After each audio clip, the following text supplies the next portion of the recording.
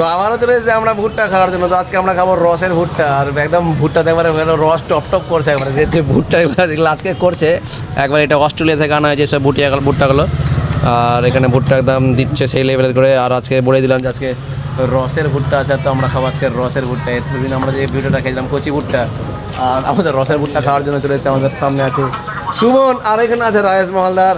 তো আমরা ভুট্টাটা হয়ে যায় তখন খাবো আমরা। 3টা ভুট্টা ভালোভাবে এখন মানে পোড়ানো হচ্ছে, তো ভুট্টাগুলো পোড়ানো হোক, তারপরে হবে ঝাল নুন সব রকমভাবে ঝাল মাখানো হবে, তারপর আমরা খাবো। আর এই ভুট্টা হচ্ছে আমাদের ভগবানগোলার এম বাজারের পাশে, এম বাজার আছে, তার সঙ্গে আছে ক্যালকাটা জনসন, আর এদিকে মা বস্ত্রালয়, আর ঠিক সামনেই হচ্ছে আমাদের এই ভুট্টা।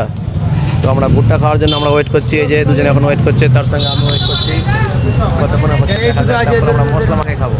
এই যে দেখতে পাচ্ছ একবারে ঝাল মশলা দেওয়া হচ্ছে, এটা হচ্ছে মরিচের সেই মশলা, আর তার সঙ্গে আছে এখানে লেবু আর লবণ। এইভাবে এখন মাখানো হবে, তারপরে আমরা আবার খেতে শুরু করব। এই যে দেখতে পাচ্ছ আমার হাতে ভুট্টা এখন চলে এসেছে, আর সে একদম চাদর পরিয়ে এসছে একবারে। তো এটাকে আমি খুলে দিই চাদরটা, কাগজের চাদর। আর ভুট্টার লুকটাও দেখতে পাচ্ছ একবারে সেই লেভেলের ভুট্টা আর একবারে।